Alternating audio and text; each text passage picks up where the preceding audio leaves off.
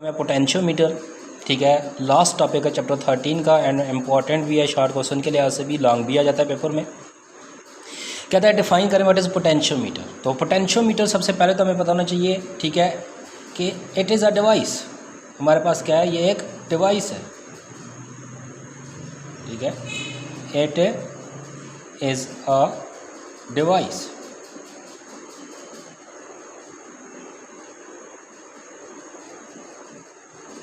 ये हमारे पास एक डिवाइस है। कैसी डिवाइस है ये, ठीक है, उसके बारे में आपने बताना है। विच इज़ यूज टू,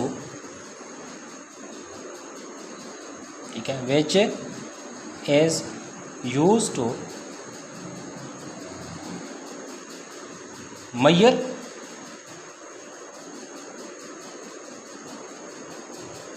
ठीक है, measure or compare the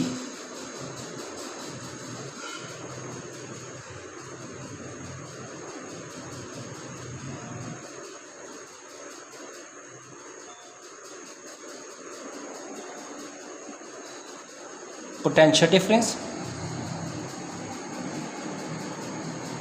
ठीक है, ऑफ टू, ठीक है, सेल और बैटरी।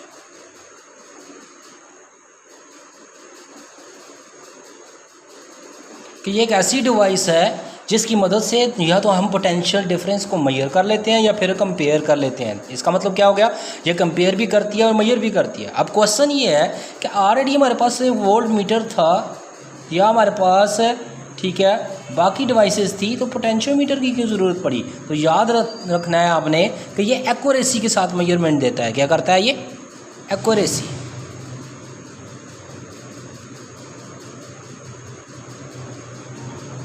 ठीक है, ये एक्यूरेट मेजरमेंट देता है। कौन सी मेजरमेंट देता है, एक्यूरेट मेजरमेंट देता है, इसलिए हम इसको यूटिलाइज करते हैं। दूसरी बात याद रखनी है, ये क्या है, हमारे पास सस्ता होता है।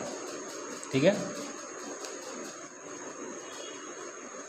ये चीप होता है, सस्ता होता है, इसलिए हम इसको यूज़ करते हैं। हम किसी और डिवाइस को यूज़ नहीं करते, वो महंगी होती है, ये सस्ती होती है।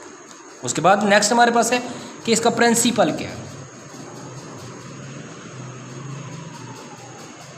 ठीक है, what is the principle of potentiometer. तो कहता है पोटेंशियोमीटर के अंदर अगर आपके पास स्टेडी और कांस्टेंट करंट फ्लो कर रहा हो किसी भी सर्किट के अंदर, ठीक है, तो देन हमारे पास उसकी जो अप्लाइड पोटेंशियल है वो डायरेक्ट डिपेंड करती है लेंथ ऑफ दी वायर पे, कि वो वायर जो आपने वहाँ पे यूटिलाइज़ की है, ठीक है, वो हमारे पास जो रेजिस्टेंस आपने इस्तेमाल किया उसकी जो लेंथ है, ठीक है, वो डायरेक्टली प्रोपोर्शनल होती है किसके, पोटेंशियल डिफरेंस से क्रॉस दी सर्किट या क्रॉस दी आपके पास से टर्मिनल होती है। और वो कैसे, अब हम नेक्स्ट में देखेंगे कि इसकी कंस्ट्रक्शन कैसी है, तो फिर उसमें हमें पता चलेगा। तो नेक्स्ट में हम देखते हैं कि कंस्ट्रक्शन।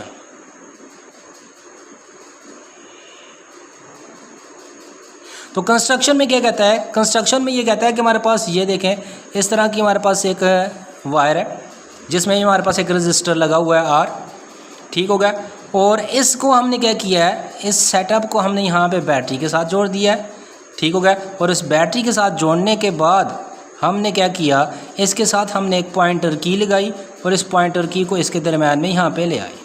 और इस पॉइंटर की के यहाँ पे हम क्या करते हैं, एक मीटर लगाते हैं।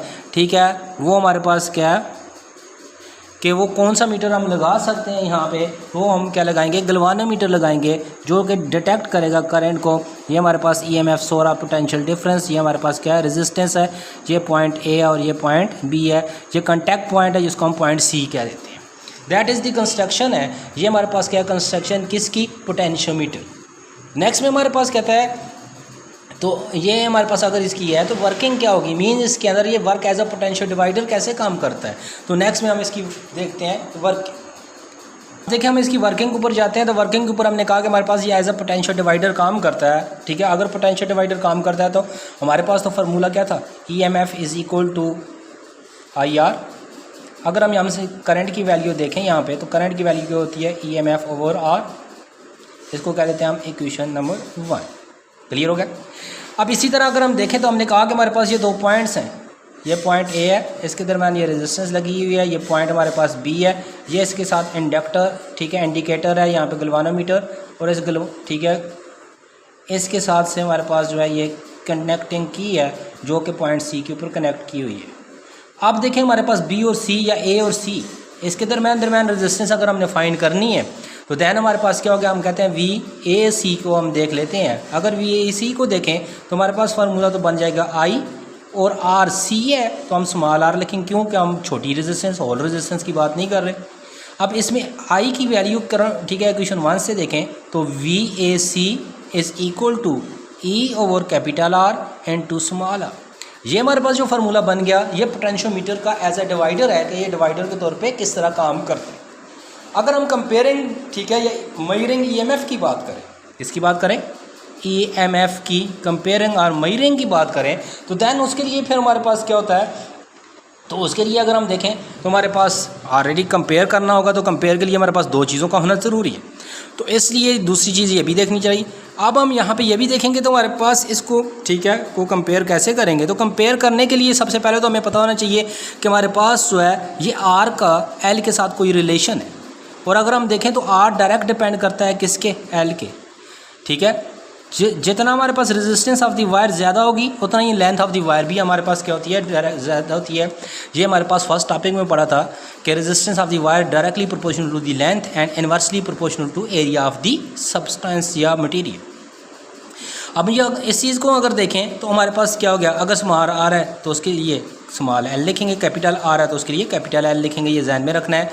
और इसके लिए तो ऐसी इक्वेशन को ऊपर वाली को अगर हम देखें तो ये ए सी है, ये एक्सटर्नल के लिए है, इसको हम एक्सटर्नल क्या देते हैं, एक्स लिख देते हैं इसके साथ, जो कि हमारे पास किसके बराबर हो गया, E M F over capital L into small L.